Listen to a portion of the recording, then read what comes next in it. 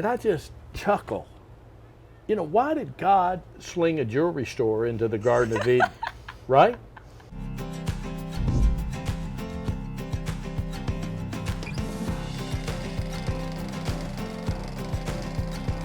We are sitting in what Mayor Adler calls one of the most talked about neighborhoods in the country. And we get to be right here on your front porch. It's truly one of a kind. Thank you so much for being here, Taylor. This is awesome. What a blessing. It's a blessing to me because I'm so inspired by the work that you do. Where did this idea all begin? I had a mustard seed of an idea. I invited anyone who believed in that mustard seed to come in and nourish it. But I'm going to tell you that I'm sitting in the middle of a community that my wildest imagination could not have conceived. Wow. So we are sitting in the Community First Village. What exactly is this village? It's a 51-acre master plan community designed specifically to lift the chronically homeless. And when we use that term chronically homeless, we're talking about the most despised outcasts under our bridges, standing on our street corners, the people that most people view as intractable. And this is a model that is proving completely the opposite of that. It's so much more than just providing food and shelter, though. You're creating a community that is changing lives. Why is the community aspect critical to the work that you do? Well, in the work that I've been doing with the homeless for over 21 years, I've slept right next to the men and women under the bridges, in the alleyway, in that environment. You know, level of vulnerability opens up. People begin to share why they're there. And there was one common denominator, and that is a profound, catastrophic loss of family.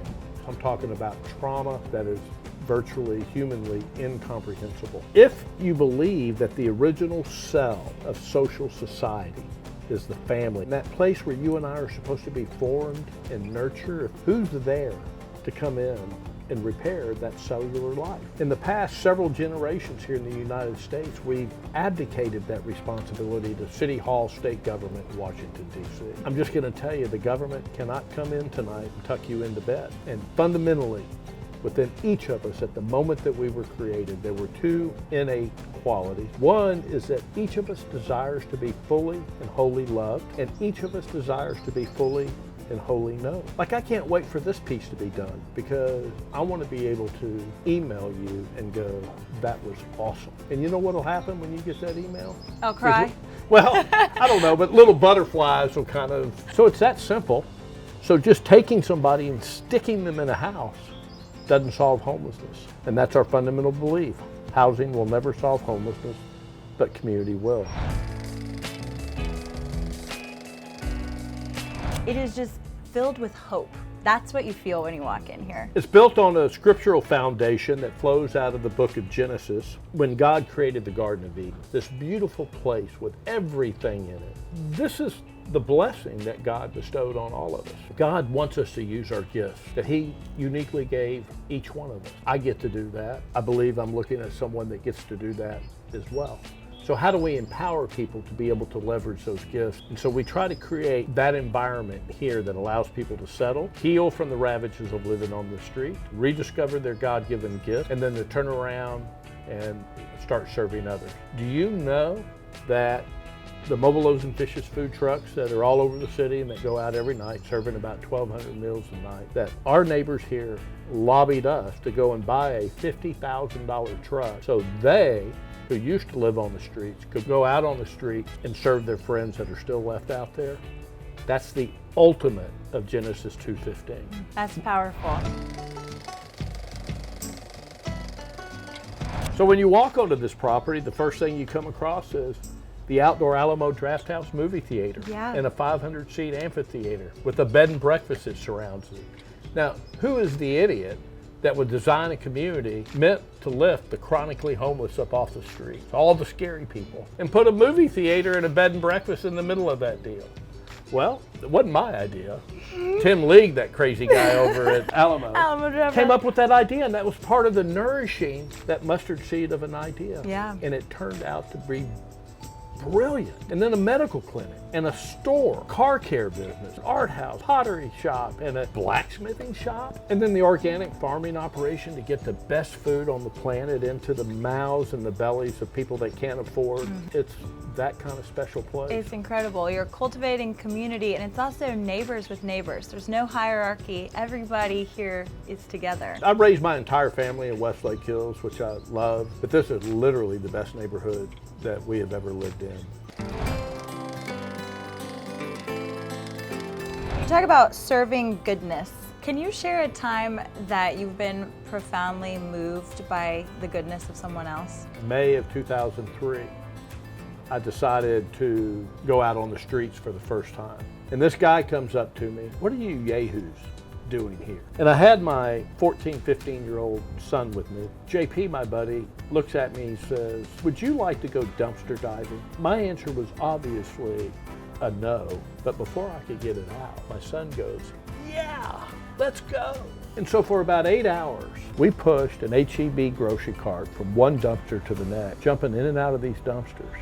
It was a phenomenal gift to me. It was a phenomenal spirit of goodness that JP, who was saying, number one, welcome to my home. Secondly, welcome to my workplace. And let me show you how hard we work. It was incredible. We've been pretty good friends ever since. Can you describe for us the transformation that you see? The greatest transformation I see is in people like you and I that hold these stereotypes.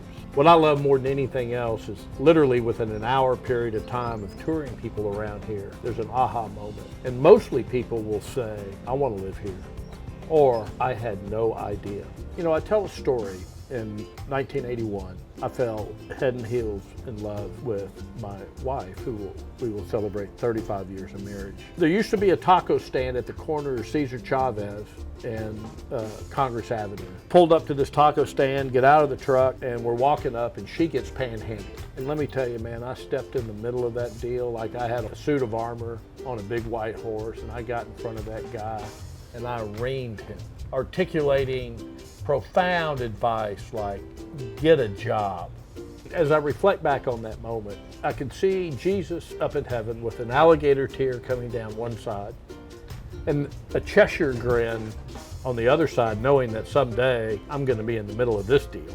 And then how stupid that must have looked to the woman that I'm trying to impress. And so this has transformed no one more than me. Yeah. I'm the guy that had the worst of stereotypes. That is so beautiful. Yeah. And thank you for sharing that, because when you share your journey, you enable other people to be honest about their journey.